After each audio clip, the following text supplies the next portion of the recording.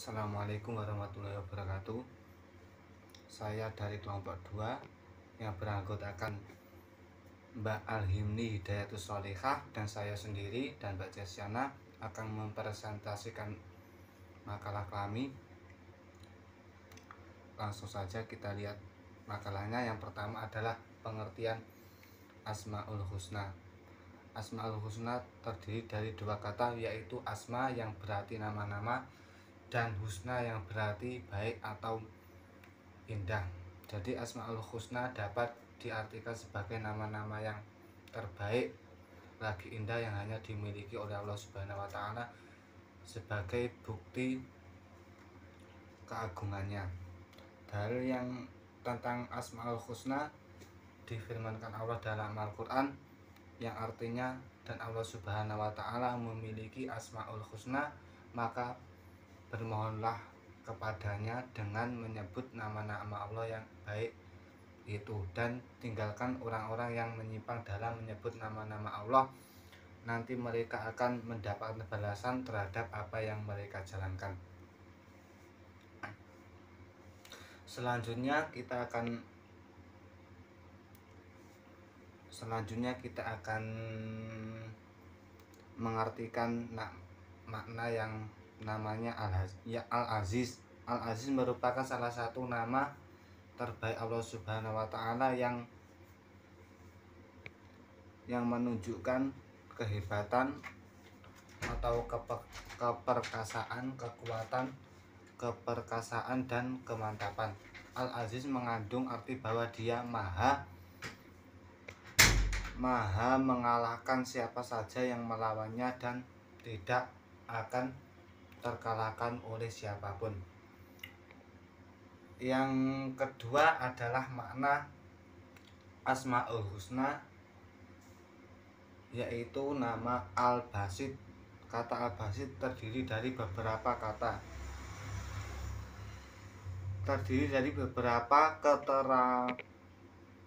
keterhamparan, kemudian dikembangkan menjadi memperluas atau melapangkan. Al-Basit berarti dat yang meluaskan atau mempermudah segala urusan. Dialah yang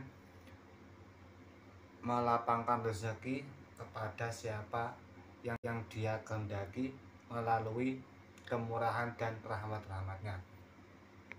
Yang kedua adalah sifat Al-Ghani. Al-Ghani merupakan salah satu sifat Allah Subhanahu wa taala yang sangat indah. Keindahannya terletak pada nama dan maknanya. Nama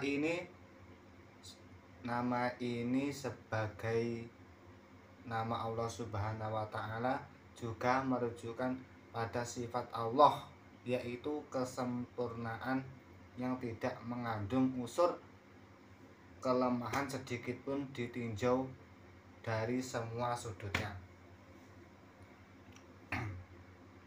Dan selanjutnya makna Ar-Rauf. Ar-Rauf adalah nama Allah Subhanahu wa taala yang artinya pemurah. Allah Maha Pemurah, Allah Maha Pemberi, Allah Maha Dermawan dan semacamnya. Alasan mengapa harus menerapkan perilaku ini adalah selain mendapat pahala, juga rezeki akan diluaskan oleh Allah Subhanahu wa taala. Selain itu menjadi jalan persaudaraan antara sesama manusia. Yang selanjutnya adalah makna Al-Bar. Al-Bar artinya adalah nama Allah yang artinya maha baik, maha melimpahkan kebaikan dan lain sebagainya. Contoh perilaku yang mencerminkan Al-Bar, nama Al-Bar ini adalah tidak berucap yang melukai hati seseorang, saling tolong menolong apabila mampu, dan tidak berbuat aniaya, mendoakan kebaikan bagi siapapun dan yang lain sebagainya itu.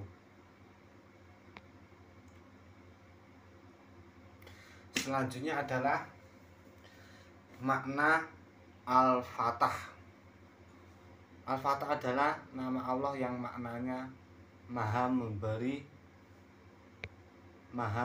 kemenangan dan sebagainya. Contoh perilaku yang mencerminkan Al-Fatah adalah membantu teman dan mencari solusi keluar dari masalahnya teman, menjadi saksi dengan perkataan yang sejujur-jujurnya dan sebagainya. Dan maknanya membantu teman dan mencari solusi keluar dari masalahnya teman, menjadi saksi dengan perkataan yang sejujur-jujurnya dan sebagainya. Dan makna yang selanjutnya adalah makna al-ard artinya maha adil. Keadilan Allah Subhanahu bersama dan tidak tergantung oleh apapun, oleh siapapun. Keadilan Allah Subhanahu wa ta'ala juga didasari dengan ilmu Allah Subhanahu wa ta'ala yang maha luas. Dengan demikian tidak mungkin keputusan Allah Subhanahu wa ta'ala berasal dari kata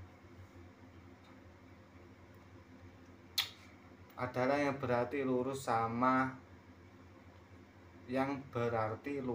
dan sama, berarti setara. Adil juga dimaknai dengan keadilan Allah Subhanahu wa ta'ala adalah seumpamanya. Dan selanjutnya adalah Al-Hayyu.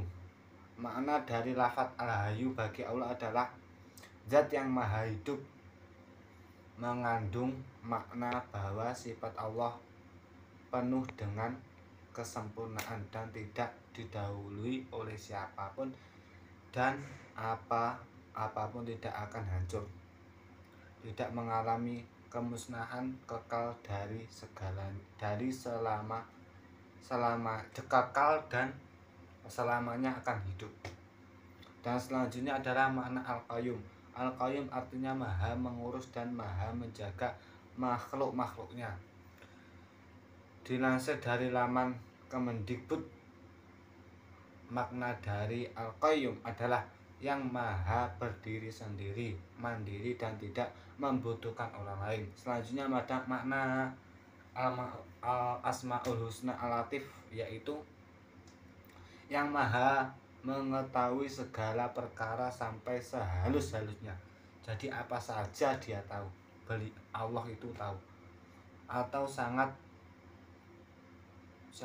mengasihani terhadap segala makhluknya. Di sini saya akan melanjutkan presentasi dari teman saya. Saya akan menjelaskan mengenai sifat-sifat dan nama malaikat yang wajib diketahui beserta tugas-tugasnya. Seperti yang kita ketahui bahwa malaikat memiliki sifat-sifat tersendiri yang pada dasarnya mereka hanya menjalankan perintah Allah dan tidak pernah sedikit pun murka kepada Allah Subhanahu wa ta'ala. Sifat-sifat malaikat yaitu sebagai berikut: selalu patuh terhadap apa yang diperintahkan Allah kepada mereka. Kedua, malaikat selalu bertasbih kepada Allah Subhanahu wa ta'ala. Ketiga, mereka diciptakan dari nur atau cahaya.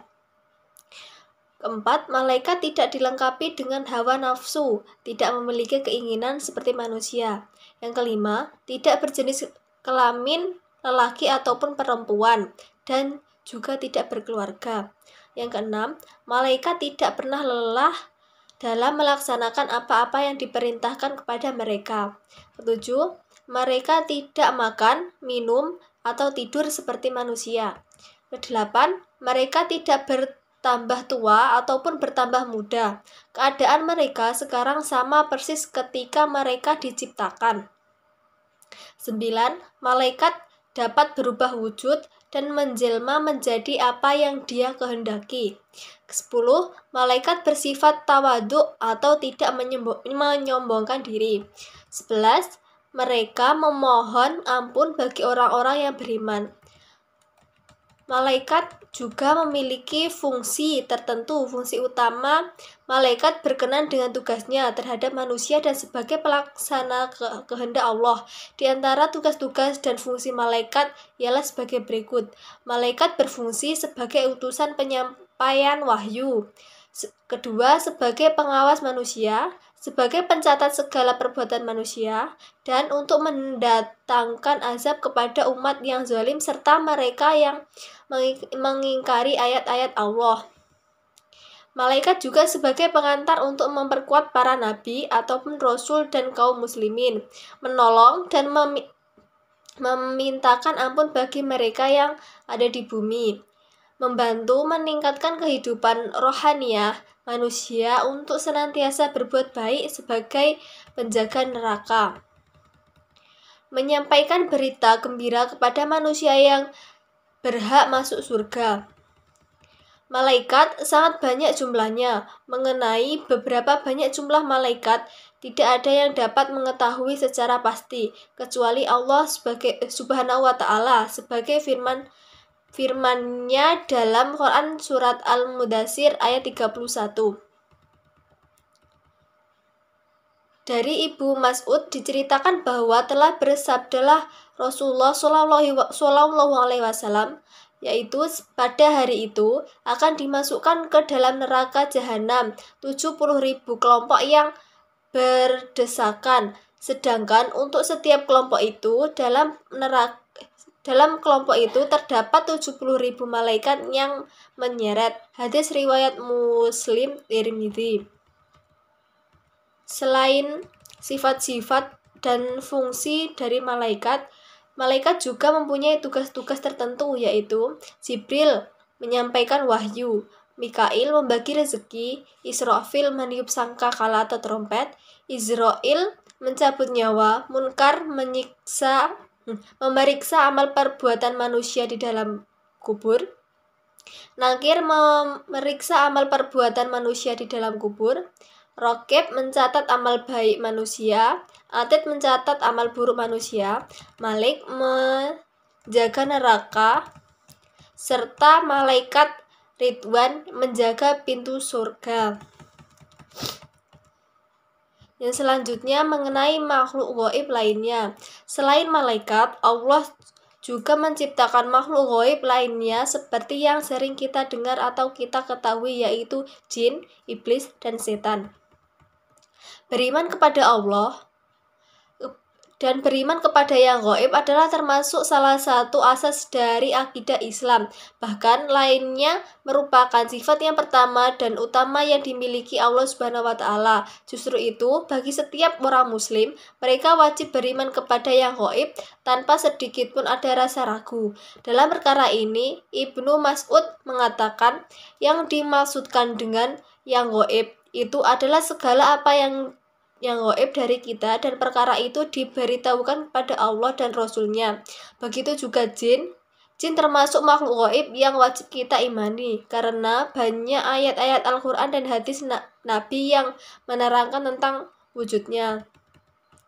Walaupun jin itu tidak dapat dilihat, maka bukanlah berarti tidak ada, sebab beberapa banyaknya sesuatu yang tidak dapat kita lihat di dunia ini, akan tetapi benda itu ada. Angin misalnya kita tidak dapat melihatnya, tetapi hembusannya dapat kita rasakan. Begitu juga roh yang merupakan hakikat dari kehidupan kita. Kita tidak dapat melihatnya serta tidak dapat mengetahui tentang hakikatnya, akan tetapi kita tetap meyakini wujudnya. Jin, iblis, dan setan masih menyiksakan kontroversi hingga kini. Namun yang jelas eksistensi mereka diakui dalam syariat, sehingga jika masih ada dari kalangan muslim yang meragukan keberadaan mereka, teramat pantas jika diragukan keimanannya. Dengan adanya berbagai pendapat tentang jin, iblis, dan setan, maka makhluk gaib ini sesuai dengan apa yang kita ketahui saat ini. Selanjutnya pada bagian C, yaitu tentang akhlak tercela kepada Allah. riya dan nifaq. Pengertian riya. Pengertian riya berasal dari kata Arab yaitu ar-riya'u yang berarti memperlihatkan atau pamer, yaitu memperlihatkan sesuatu kepada orang lain, baik berharga maupun perbuatan baik yang dilakukan dengan maksud agar orang lain dapat melihatnya dan akhirnya memujinya. Kata lain yang mempunyai arti serupa dengan riya adalah sum'ah. Kata sum'ah berasal dari bahasa Arab asum atau sum'atun yang berarti kemasyhuran nama, baik sebutannya. Orang yang sum'ah dengan perbuatan baiknya berarti ingin mendengar pujian orang lain terhadap kebaikan yang dilakukan. Dengan adanya pujian tersebut, akhirnya masyhurlah nama baiknya di lingkungan masyarakat. Dengan demikian, pengertian sum'ah sama dengan riya. Orang yang riya berarti juga sum'ah, yakni ingin memperoleh komentar yang baik atau pujian dari orang lain atas kebaikan yang dilakukannya. Selanjutnya, akibat negatif dari sifat riya. Semua pelaksanaan ajaran agama adalah untuk kebaikan manusia itu sendiri, baik yang berupa pelaksanaan perintah maupun meninggalkan larangannya. Setiap pelanggaran terhadap larangan agama pasti berakibat buruk bagi pelakunya. Adapun akibat buruk riya antara lain sebagai berikut. 1. Menghapus pahala amal baik sebagaimana dijelaskan dalam Quran surat Al-Baqarah ayat 262 yang berbunyi, orang-orang yang memaafkan hartanya di jalan Allah kemudian mereka tidak mengiringi apa yang dinafkahkannya itu dengan menyebut-nyebut pemberiannya dan dengan tidak menyakiti perasaan si penerima. Mereka memperoleh pahala di sisi Tuhan mereka. Tidak ada kekhawatiran terhadap mereka dan tidak pula mereka bersedih hati. Yang kedua, mendapatkan dosa besar karena riya termasuk perbuatan yang syirik. Ketiga, tidak selamat dari bahaya kekafiran karena riya sangat dekat hubungannya dengan sifat kafir. Begitulah bahaya dari sifat riya. Bahkan riya itu dapat dikatakan sebagai syirik kafi yang artinya syirik ringan karena mengaitkan niat untuk melakukan sesuatu perbuatan kepada sesuatu selain Allah. Selanjutnya, tentang menghindari sifat riya. Sifat riya sangatlah besar dan kita sebagai umat muslim sudah selayaknya untuk menghindari perbuatan riya tersebut. Di antaranya adalah dengan cara mempersiapkan niat hanya karena Allah saja, tidak menampakkan ibadah kecuali untuk memberi contoh dan waktu orang yang banyak melakukannya. Adapun contoh untuk menghindari sifat riya antara lain melatih diri untuk beramal secara ikhlas walaupun sebesar apapun yang dilakukan. Mengendalikan diri agar tidak merasa bangga apabila orang lain memuji amal baik yang dilakukan. Menahan diri agar tidak emosi, tidak suka memuji kebaikan orang lain secara berlebihan. Melatih diri untuk bersedekah secara sembunyi-sembunyi untuk menghindari sanjungan dari orang lain. Yang selanjutnya, hikmah terhindar dari riya. Mengetahui jenis-jenis amalan yang diperuntukkan untuk dunia, mengetahui jenis-jenis riya serta faktor-faktor pendorong perbuatan riya, mengetahui keagungan Allah Subhanahu wa taala, mengetahui apa yang telah Allah persiapkan untuk kehidupan, takut dan beramal untuk kepentingan dunia.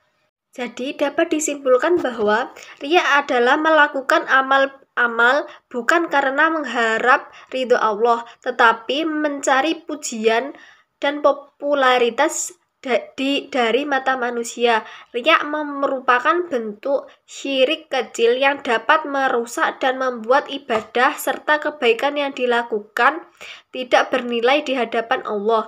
Sikap ini muncul karena orang tidak paham tujuan ibadah dan amal yang dilakukan. Setiap ibadah, amal dan aktivitas lain dalam Islam harus dilakukan demi mencari ridho Allah. Selanjutnya mengenai nifak. Pengertian nifak. Nifak secara bahasa berasal dari kata nafakha, dikatakan pula berasal dari kata an-nafakha atau nafakh, yaitu lubang tempat bersembunyi. Nifak menurut syara yaitu menampakkan Islam dan kebaikan tetapi menyembunyikan kekufuran dan kejahatan.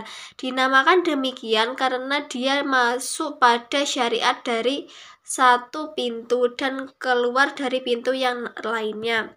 Menurut istilah, nifak berarti sikap yang tidak menentu, tidak sesuai antara ucapan dan perbuatan. Orang yang memiliki sifat nifak tersebut disebut munafik. Munafik sering tidak tertentu, susah diketahui kebenaran dari ucapannya, sebagaimana susahnya mengetahui tembusan lubang tikus di padang pasir. Oleh sebab itu, orang yang sering tertipu dengan ucapan dari orang yang perbuatannya tidak menentu, Islam menegaskan bahwa nifak amat tercela, baik dalam pandangan Allah maupun sesama manusia. Dalam kehidupan bermasyarakat, sejak zaman Rasulullah SAW sampai sekarang, bahkan sampai akhir zaman, munafik sering menjadi musuh dalam selimut yang sangat membahayakan. Rasulullah SAW menjelaskan bahwa ciri-ciri munafik ada 3 macam, yaitu apabila ia berbicara, ia berdusta, apabila ia berjanji, ia mengingkari, dan apabila dipercaya, ia berkhianat. Di sini saya akan melanjutkan presentasi dari teman saya mengenai macam-macam nifak. Nifak itu dibagi menjadi 2, yaitu nifak besar dan nifak kecil. Nifak besar itu menampakkan keislaman dengan lisannya, akan tetapi sebenarnya hatinya itu dan jiwanya itu mengingkari keislaman. Sedangkan nifak kecil itu ada 4 hal. Jika keempatnya ada pada diri seseorang, maka dia adalah seorang munafik tulen. Namun bila dari keempat itu hanya ada satu saja pada seorang itu, maka dia hanya dikatakan memiliki sifat nifak yang mestinya dia tinggalkan. Keempat hal itu adalah dusta ketika berbicara, ingkar janji, khianat ketika mengadakan kontrak kerjasama, dan culas dalam berdebat. Nifak kecil tidak menyebabkan perlakuannya keluar dari Islam, akan tetapi itu termasuk dosa besar yang harus dijauhinya. Adapun akibat negatif dari sifat nifak, yaitu ada bagi dirinya sendiri itu sifat nifak, akibat sifat nifak yaitu tercela dalam pandangan Allah Subhanahu wa taala dan sesama manusia, sehingga dapat menjatuhkan nama baiknya dirinya sendiri itu.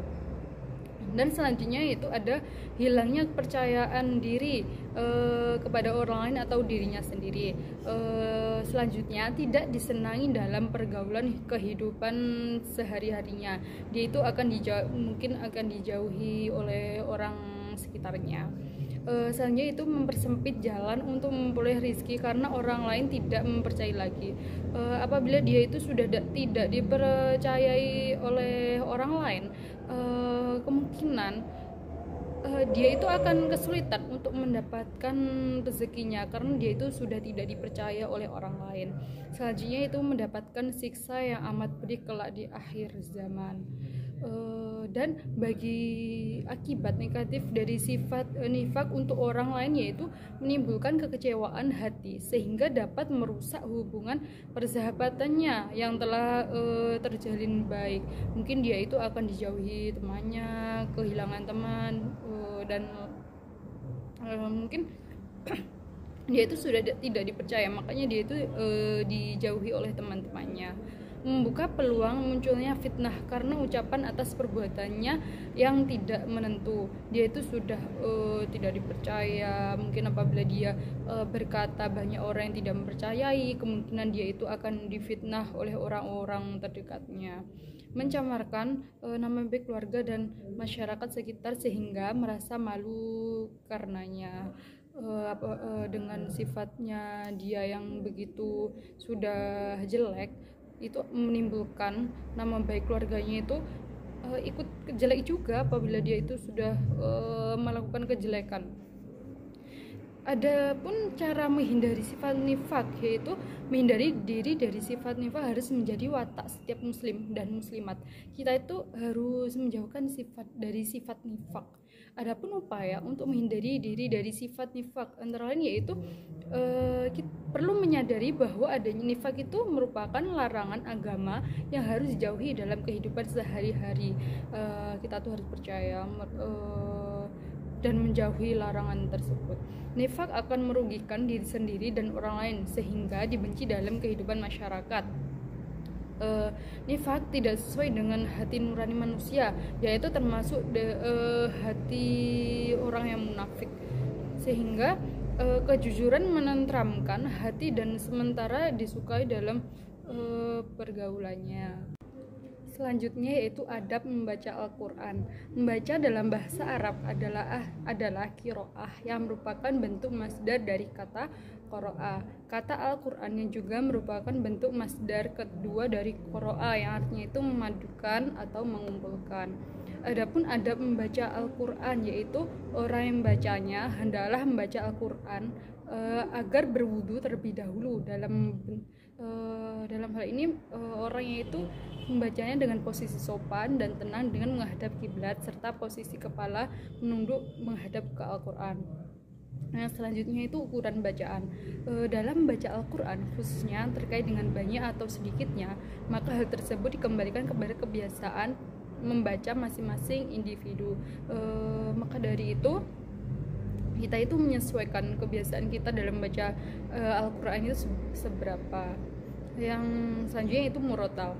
Dalam membaca Al-Quran itu disunahkan dengan murotal. Membaca murotal berarti membaca secara perlahan, tidak serampangan dan tergesa-gesa. Yang selanjutnya yaitu menangis. Ketika kita membaca Al-Quran, kita itu disunahkan untuk menangis karena dalam Al-Quran itu ada ayat-ayat tentang ancaman serta janji-janji Allah Subhanahu wa taala, khususnya yang terkait dengan hari akhirat. Sudah sepatutnya orang yang baca Al-Quran itu merenungi dan meresapi kandungan ayat-ayat tersebut. Yang selanjutnya itu merhatikan hak ayat. Di antara adab membaca Al-Quran yaitu untuk memperhatikan hak ayat. Hak ayat yang dimaksud di sini yaitu bukan terkait dengan makhraj atau tajwid, karena hal tersebut sudah kita ketahui. Makhraj atau tajwid itu sangat perlu kita pelajari untuk memerhatikan kita ketika kita membaca Al-Quran. Hal ini terkait dengan ayat-ayat sajadah. Apabila seorang baca ayat sajadah, maka hendaklah yaitu tidak melanjutkan bacaan, hendaklah yaitu untuk berhenti membaca Al-Quran. Selanjutnya setelah baca bacaan sajadah, kita melanjutkan baca ayat lagi. Yang selanjutnya itu mulai membaca Al-Quran dengan ta'awudz. Dalam baca Al-Quran kita dianjurkan untuk membaca ta'awudz terlebih dahulu ketika kita akan membaca Al-Quran. Yang selanjutnya itu membaca dengan suara lembut. Membaca dengan suara lembut tidak keras atau nyaring sangat dianjurkan, khususnya bagi orang yang mengkhawatirkan timbulnya sifat riya. Yang selanjutnya itu membaca dengan suara yang merdu atau dan berurutan. Membaca Al-Quran dengan suara yang merdu tentu dianjurkan, sangat dianjurkan. Kandungan Al-Quran dengan tata bahasa yang bagus apabila dikolaborasi dengan lantunan suara Al-Quran yang merdu tentu akan menambah keindahan ketika kita membaca Al-Quran. Yang selanjutnya yaitu ada berdoa. Pengertian dari doa yaitu meminta permohonan, harapan dan memuji kepada Allah Subhanahu wa taala. Doa dilakukan oleh manusia karena manusia itu percaya adanya kekuatan besar yang memberikan andil dalam kehidupan manusia, yaitu Allah Subhanahu wa taala.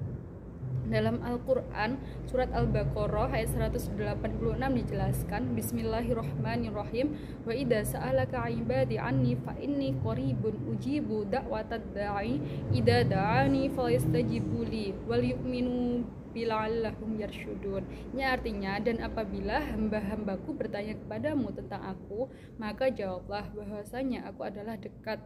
Aku mengabulkan permohonan orang yang berdoa apabila ia memohon kepadaku, maka hendaklah mereka itu memenuhi segala perintahku, dan hendaklah mereka beriman kepadaku agar mereka selalu berada dalam kebenaran.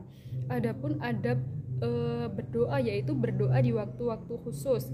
Selanjutnya itu berdoa pada kondisi tertentu. Kondisi di sini kita bisa berdoa ketika saat turun hujan, itu insya Allah doa kita akan terkabulkan. Yang selanjutnya itu menghadap kiblat. Adab selanjutnya itu melirihkan suara di antara suara pelan sekali dan keras. Melirihkan suara artinya dalam berdoa itu tidak dilakukan dengan berdiam atau berdoa di dalam hati, akan tetapi tidak juga dilakukan dengan suara keras ataupun dengan berteriak-teriak. Akan tapi di sini kita berdoa dengan suara yang sedang bila doa dengan berjamaah. Yang selanjutnya itu tidak berdoa dengan kalimat yang dibuat-buat. Yang dimaksud di sini yaitu dalam berdoa sebaiknya dilakukan dengan doa-doa yang maksur atau doa-doa yang terdapat di dalam Al-Quran atau berasal dari Rasulullah SAW. Hal ini dilakukan karena terkadang seseorang itu dalam membaca berdoa, ketika dalam berdoa mohon sesuatu yang sesungguhnya tidak mengandung maslahah bagi dirinya sendiri. Yang selanjutnya itu tunduk atau khusyuk. Yang selanjutnya itu berdoa dengan tekad yang kuat dan yakin Allah akan mengabulkan doa kita. Yang selanjutnya itu mengkokohkan doa dan mengulang-ulangnya. Dalam berdoa hendaklah dilakukan dengan memperkokoh posisi doa kita. Doa menjadi kokoh, maka doa sebaiknya diulang-ulang beberapa kali, itu tidak apa-apa. Nah, selanjutnya itu mulai doa dengan memuji Allah Subhanahu wa taala. Yang terakhir yaitu mensucikan batin. Di antara ada berdoa yang tidak kalah pentingnya yaitu mensucikan batin. Yang terakhir yaitu kisah dan keteladanan Nabi Ibrahim alaihissalam. Nabi Ibrahim alaihissalam lahir pada tahun 2295 sebelum Masehi di Mosul. Beliau adalah putra Azar atau Tarih bin Tahur bin Sa'ruj bin Ra'ub bin Falij bin Abir bin Shalih bin Arfahsyad bin Sa'am bin Nuh alaihissalam. Beliau dilahirkan di sebuah tempat bernama Fadan Aram dalam kerajaan Babylon yang pada waktu itu diperintah oleh seorang raja bernama Namrud bin Kan'an. Nabi Ibrahim alaihissalam lahir dari seorang ayah yang bekerja sebagai pembahat dan pedagang patung. Ia sebagai calon rasul dan pesuruh Allah Subhanahu wa taala yang akan membawa pelita kebenaran kepada kaumnya. Jauh-jauh telah diilhami akal sehat dan pikiran tajam serta kesadaran bahwa apa yang telah diperbuat oleh kaumnya, termasuk ayahnya sendiri, yaitu perbuatan yang sesat yang menandakan kebodohan dan kecetakan pikiran, dan bahwa persembahan kaumnya kepada patung-patung itu adalah perbuatan mungkar yang harus diberantas dan diperangi.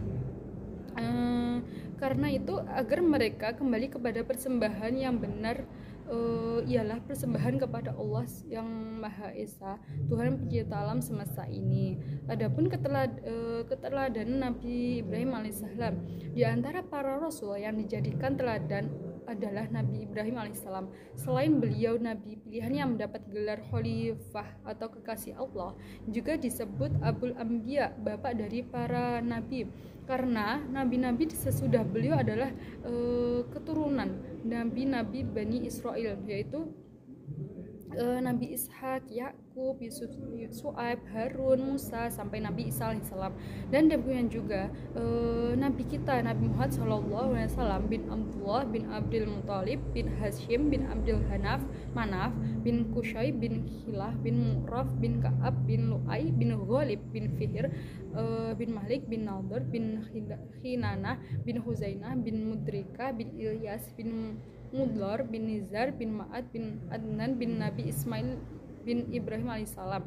Ibrahim alaihissalam oleh Yahudi diklaim dicap sebagai seorang Yahudi, oleh kaum Nasrani diklaim sebagai pengikut Nasron, dan kaum musyrik mengklaim bahwa mereka mengikuti milah Ibrahim alaihissalam. Untuk menolak anggapan mereka, Allah turunkan ayat kepada Nabi Muhammad SAW pada surat Al-Imran ayat 67. Adapun bentuk-bentuk keteladanan Nabi Ibrahim alaihissalam yaitu keteladanan dalam hal mencari dan meyakini Allah Subhanahu wa taala, bahwasanya beliau itu meyakini sebagai Allah Subhanahu wa taala itu sebagai Tuhan yang patut disembah dan menjadi tujuan ibadah umat Islam.